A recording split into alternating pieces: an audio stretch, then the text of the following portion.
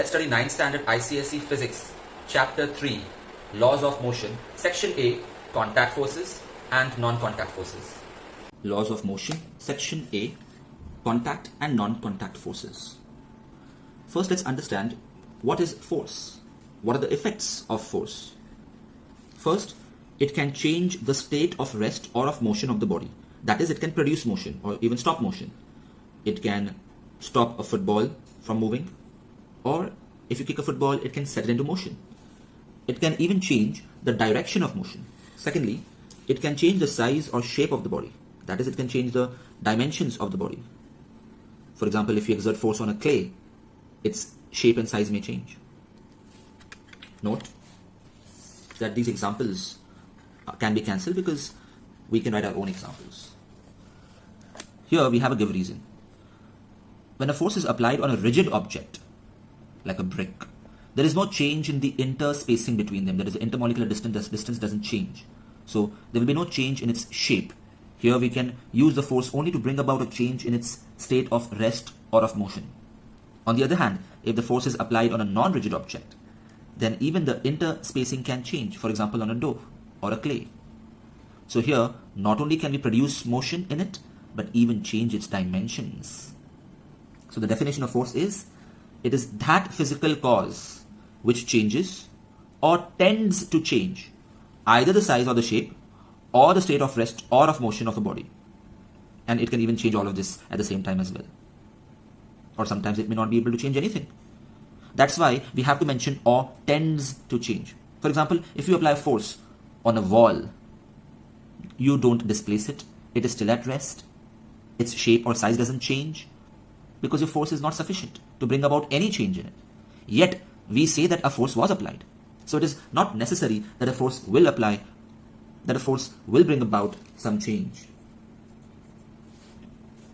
Now we'll study the kinds of forces. First of all, we have contact forces. As the name suggests, objects have to be in physical contact with each other. Then only the contact forces are exerted. The best example is frictional force. This is the definition. Imagine that a force is being applied from left to right on the book. A frictional force will be applied along the surface of contact between the two, but in the opposite direction. So remember, the force of friction direction is always opposite to the direction of motion. It's a resistive force. That is why we'll have to exert a lot of force if the friction is great. Next, we have the normal reaction force. Now, if you have a block on your palm, some force is acting on it. It's called the weight, the gravitational force of the earth on the block. It's trying to pull it down. But something is counteracting that. Something is preventing it from falling down. What is that? Well, that's the force which your palm is applying on it in the opposite direction, and it will be equal to the weight. If the weight is 10 Newton or 10 kgf, then the normal reaction force will also be the same. According to Newton's law, every action has an equal and opposite reaction, which we'll study later. But here, this normal reaction force will also be 10 Newton or 10 kgf. It's called normal because it's perpendicular to the surface. Next, we have the tension force. So, take figure 3.1, 3.2 and 3.3. These have to be practiced. So, there is a force acting on this block downwards. Again, that's the weight. But it is not moving down. It's still at this position. What is it that is preventing it from falling down? It has nothing below it, so it's not normal reaction force. That means there is a force being exerted in the string upwards, an equal and opposite force upwards. That force is called the tension force, which will be equal to the weight, but in opposite direction.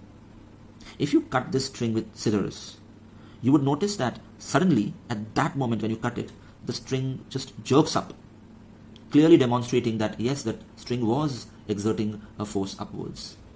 Now, this is the definition. And mark the give reason. Why does the string move slightly up? The fourth contact force is force exerted by a spring. Imagine this spring is fixed at one position.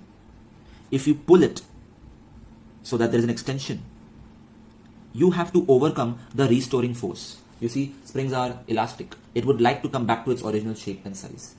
The moment you release this pull force, it comes back. What is that force which is pushing it back to its usual position? That's called the restoring force.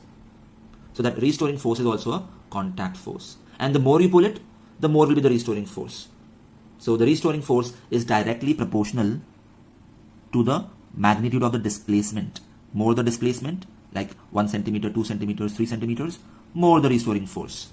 Of course, there is a limitation here. If you pull the spring too much, it may lose its elasticity and become a straight wire permanently.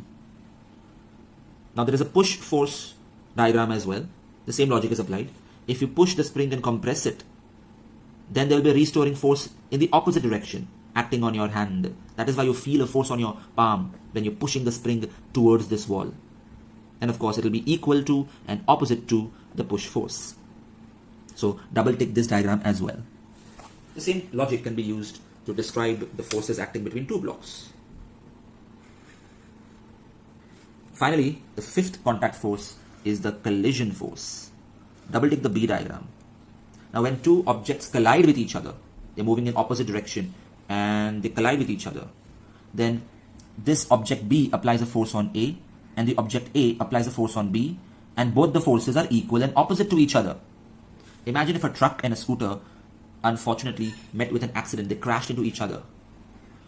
So tell me, which one will apply a greater force on the other? Truck on the scooter or scooter on the truck? Imagining that both of them are traveling at the same velocity. Well, the force exerted by each on the other will be exactly equal and opposite, irrespective of whatever velocity they are going with. Yeah, the effect of the force will be different. So if the truck applies 1000 Newton on the bike may just fly away. But if the bike applies 1000 Newton on the truck, perhaps the truck would just be damaged. So the force applied is equal and opposite during a collision. It's just that the effect of the force may be different. So these are also contact forces, and this is the definition which you have to learn. Now we move on to the non-contact forces. This is the definition. The forces experienced by bodies even without being physically in touch are called non-contact forces. There are three: gravitational, electrostatic and magnetic. Nuclear force also is a non-contact force, but that's not in our syllabus. Gravitational force. In the universe, each particle attracts the other particle due to its mass. That is called the gravitational force. That's why gravitational force does not just exist between the earth and the stuff on it. It exists between even this pencil and this book. It exists between every two atoms in the world. But it's so weak that we don't observe any movement because of gravity in such small things. It becomes significant only when the mass is huge. For example, the heavenly bodies, stars, the sun, moon, planets, satellites. They exert a lot of gravitational force and we see their effects. The earth also attracts everything towards itself, and the force on a body due to earth's attraction is called the force of gravity or the weight of the body on earth. Of course, the weight on other planets will be totally different because different planets have different gravitational force. But more about gravity in a separate section altogether, section E. And we know that gravity was discovered by Sir Isaac Newton when an apple tree fell on its head. Not an apple tree? Okay. Now I'll give reason. The body also attracts the earth by an equal force. So this pencil falls towards the earth because the earth is attracting it. But according to the definition, even the pencil is exerting the same amount of gravitational force on the earth. So why won't the earth rise up? That's because earth has a humongous mass. It has a lot of inertia, something we'll study in section B, because of which that 10 Newton force won't affect earth at all. Whereas the 10 Newton force is enough to pull the pencil towards the earth. Some examples, but they are too easy, so no need to learn them. Next, the electrostatic force. That's the force of attraction between opposite charges. All of us have seen it. For example, when you rub a comb on a dry hair, it can attract bits of paper because of electrostatic force. Magnetic force is between two magnetic poles. It can repel each other. They can repel each other if they are like poles, but if they are unlike poles, like north and south, then they will attract each other. So electrostatic force and magnetic force are both repulsive as well as attractive. Electrostatic force between positive and positive will be a repulsive force, whereas between a positive and a negative it will be attractive. But gravitational force is always attractive. It's not repulsive. We have never discovered a repulsive gravitational force yet. But if you do have ideas about anti-gravity, then mention it in the comments.